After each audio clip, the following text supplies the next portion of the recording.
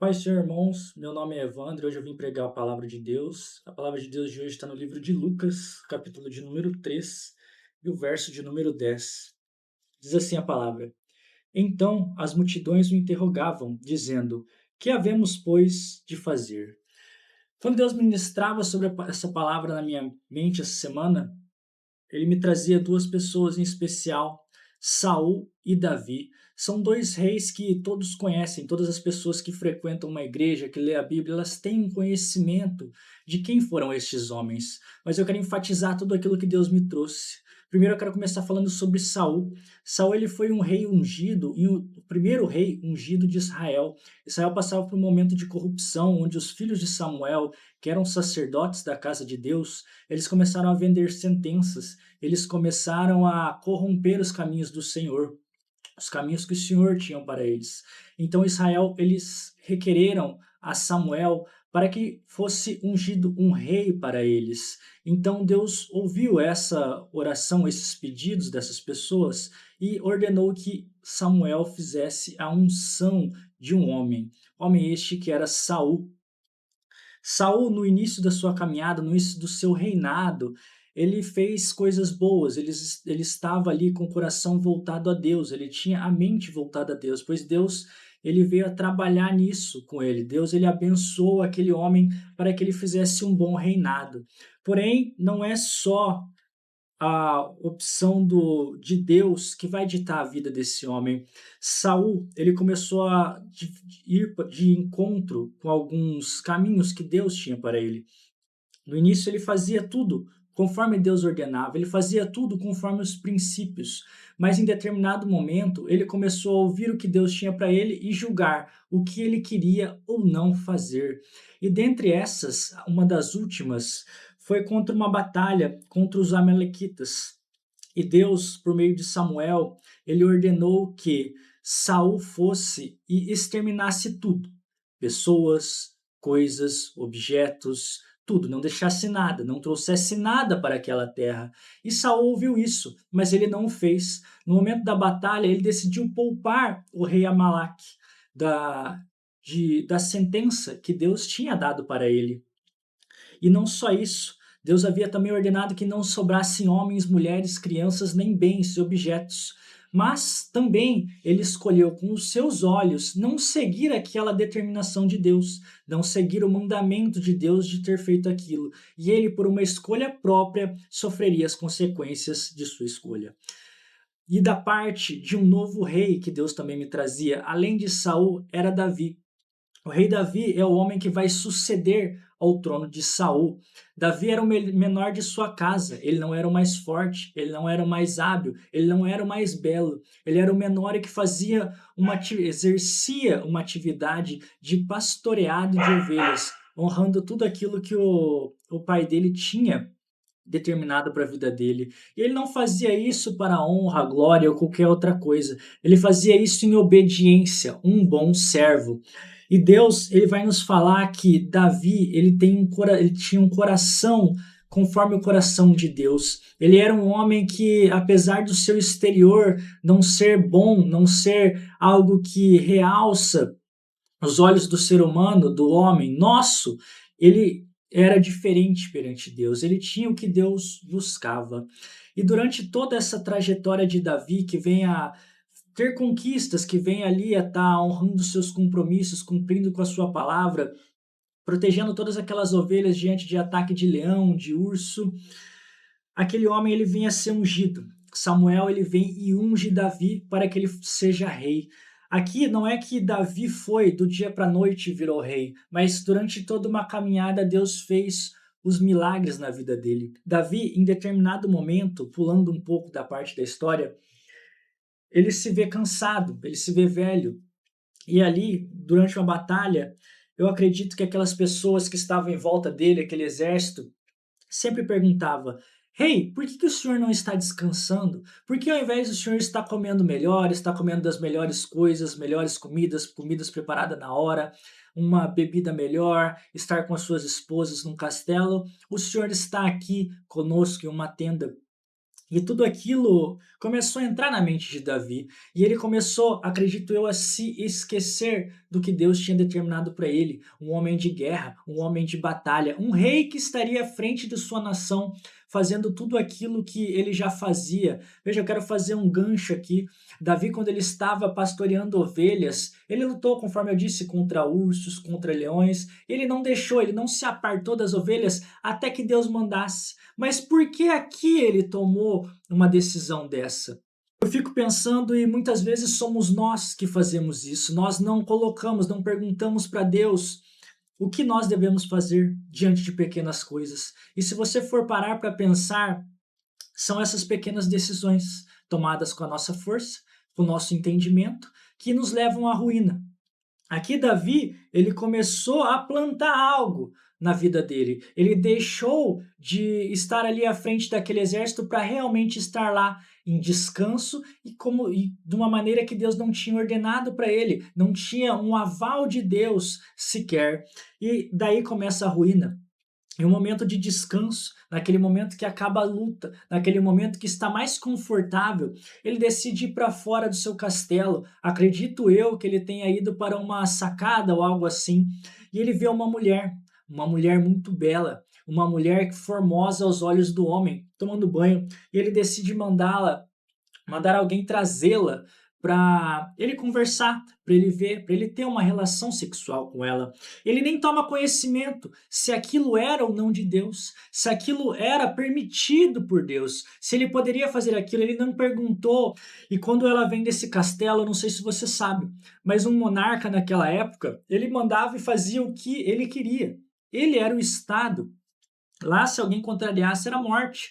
Se alguém falasse que ele está errado, era morte. Ah, irmão, você está mentindo. Vê Herodes, quando ele foi confrontado por João Batista sobre a esposa dele, sobre a esposa que ele pegou do irmão dele, ele deu uma maneira, ele fez um caminho para matar João Batista. Apesar de ele ter um medo de ser um profeta, ele matou aquele profeta.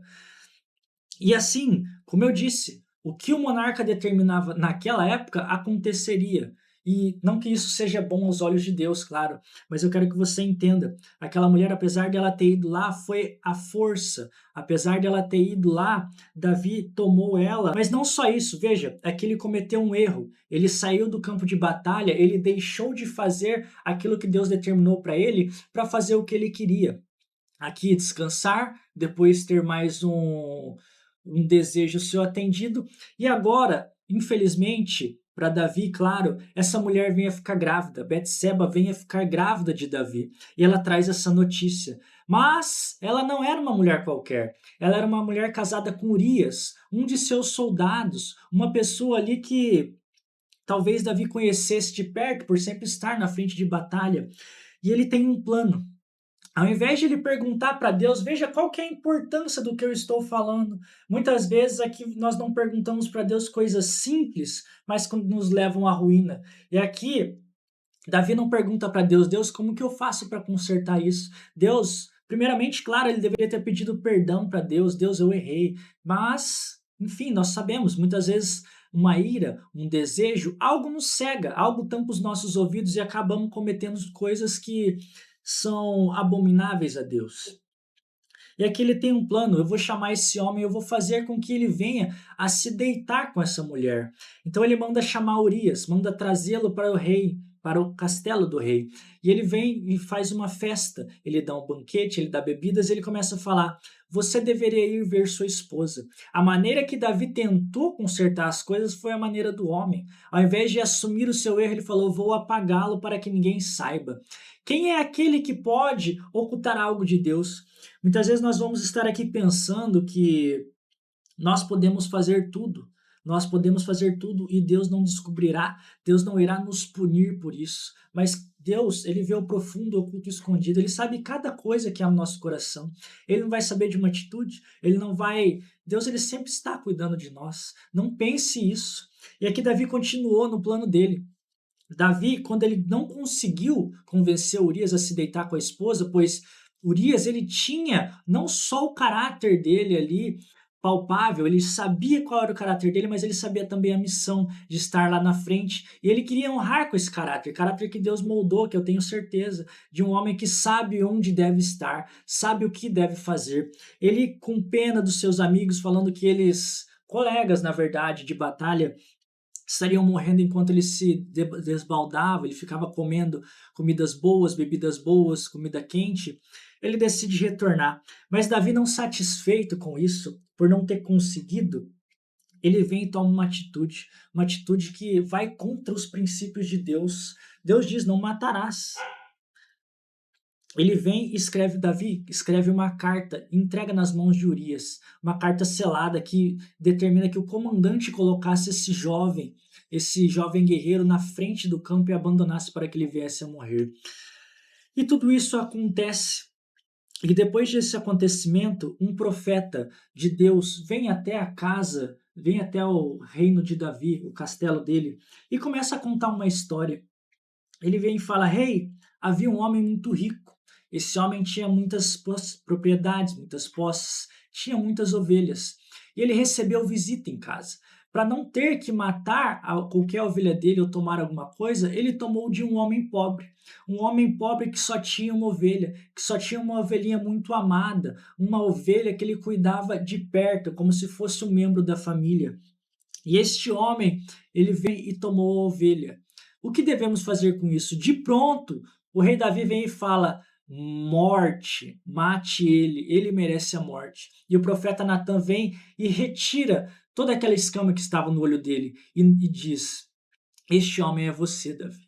Neste momento, Davi ele vem a se arrepender, ele começa a pedir perdão, ele vê o que ele cometeu. E quando eu pensava nessa palavra, o que Deus me trazia?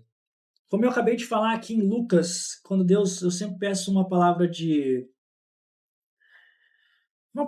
para meditar, para trazer de base para todos. Ele me diz, e uma das palavras que ele me destacou foi: que havemos, pois, de fazer?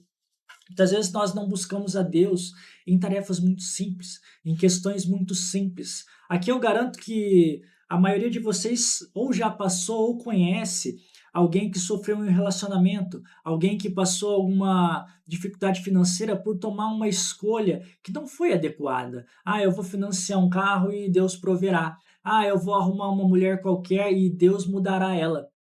Quantas pessoas não dizem: eu vou ganhar meu marido, a minha esposa no joelho, e realmente não sabe o que isso significa? Realmente não sabe se esse é o plano de Deus?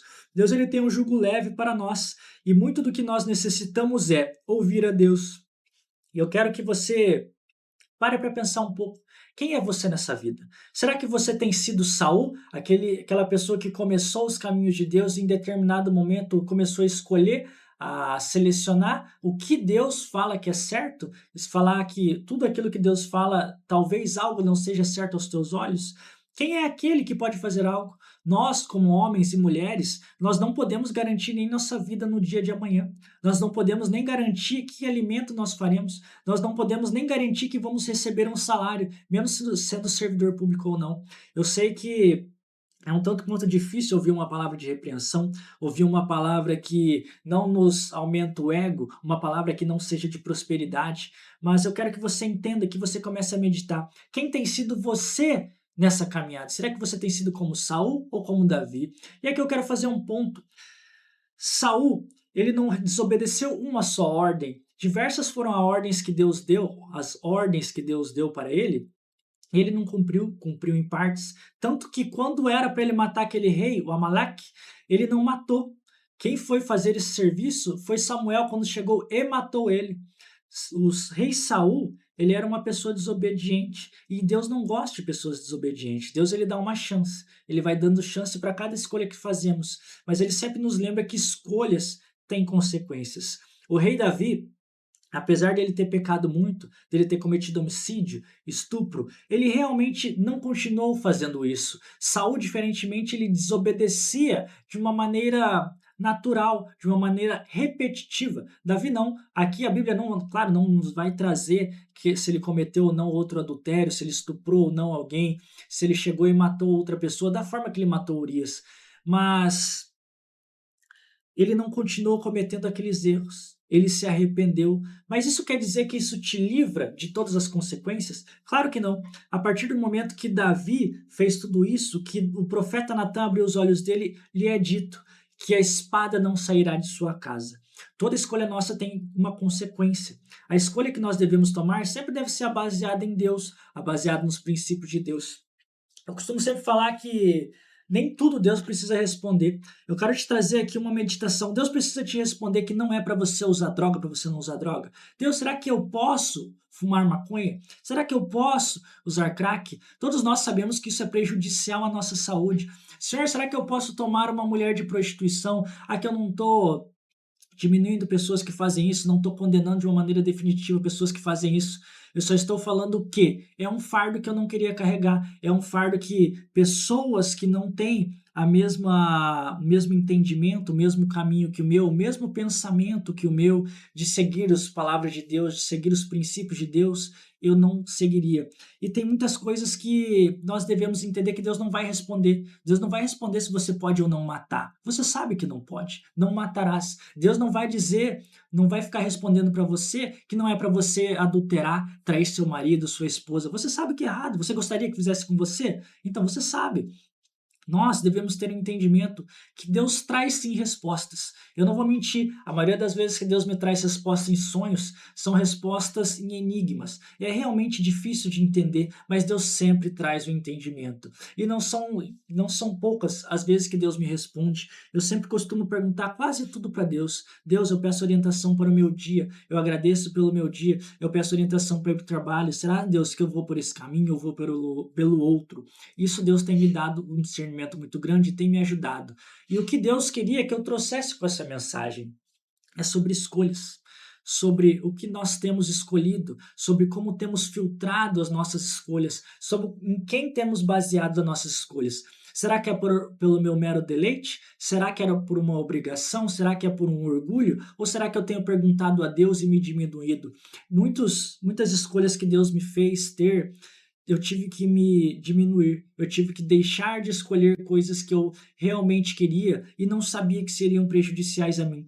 Mas um momento depois, que pode ser não um dia ou outro, mas às vezes anos, Deus me mostrou que o melhor era a escolha dele e que aquilo que eu achava que era ruim, na verdade era bom. Eu quero que você fique com essa palavra e continue nos seguindo nessa página. Nós estaremos aqui postando nossas pregações na Back for Jesus. E eu peço que você compartilhe essa mensagem. Às vezes tem alguém que você conhece que possa estar necessitando de ouvir uma palavra.